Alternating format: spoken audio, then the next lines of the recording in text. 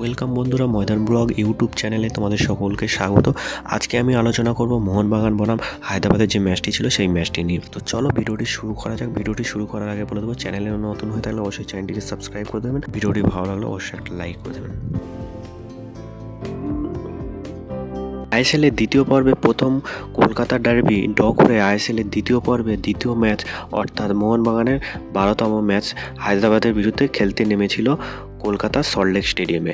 আর এদিনে সল্টলেক স্টেডিয়ামের টিকিটের দাম কিন্তু ফ্রি রাখা হয়েছিল, তাই অসংখ্য মোহনবাগান সমর্থক এদিন সবাই মাঠে ভিড় করেছিল তাদের প্রিয় দলের হয়ে গলা ফাটানোর জন্য। কারণ আইএসএলে তারা লাস্ট 4টে ম্যাচ জয়ের মুখ দেখেনি, 3টি ম্যাচ হেরেছে এবং আগের ম্যাচটা ইস্টবেঙ্গলের সাথে 2-2 গোলে ড্র করেছে।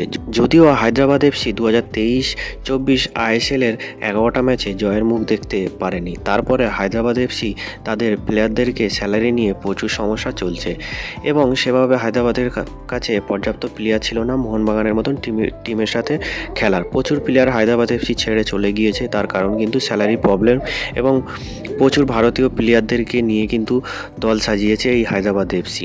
এই ম্যাচে হায়দ্রাবাদ এফসি দল নামিয়েছিল 4-2-3-1 ফরমেশনে দল নামিয়েছিল। অপরদিকে মোহনবাগান 3-1-4-2 ফরমেশনে দল নামিয়েছিল। আর তোমরা ইতিমধ্যেই খবর পেয়ে গেছো যে শুক্রবার রাতে আইএসএলে জনি কাউকে রেজিস্টার করিয়েছে। আর হাওয়াস আসতে মোহনবাগান সমর্থকদের মধ্যে একটা গুঞ্জন উঠেছিল যে হয়তো হুগো বুমোসকে ছেড়ে দেওয়া হবে, আর সেটাই হলো। তবে হুগো বুমোসকে কি ছেড়ে দেওয়াটা ঠিক হয়েছে তোমরা অবশ্যই কমেন্টে জানাও।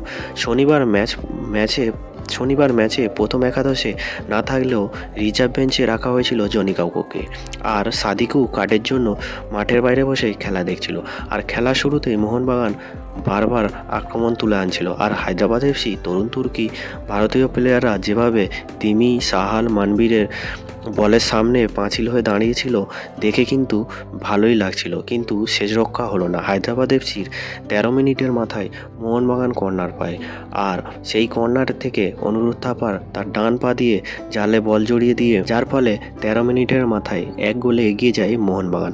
তারপরে একাধিক সুযোগ নষ্ট করে মোহনবাগান এবং হায়দ্রাবাদের ছেলেদের কথা না বললেই নয়, তারা কিন্তু কোনোভাবেই মোহনবাগানকে ছেড়ে দেয়নি। তারা বারবার মোহনবাগান বক্সে উঠে আসছিল এবং ডেঞ্জারাসভাবে ছাঙ্গা, রবি এবং মাকানের বেশ কয়েকটা বল হার্টবিট বাড়িয়েছিল মোহনবাগানিদের। তবে হায়দ্রাবাদের এই বাচ্চা ছেলেরা লড়াই করে বুঝিয়ে দিয়েছে আমরা ভারতীয়রাও পারি।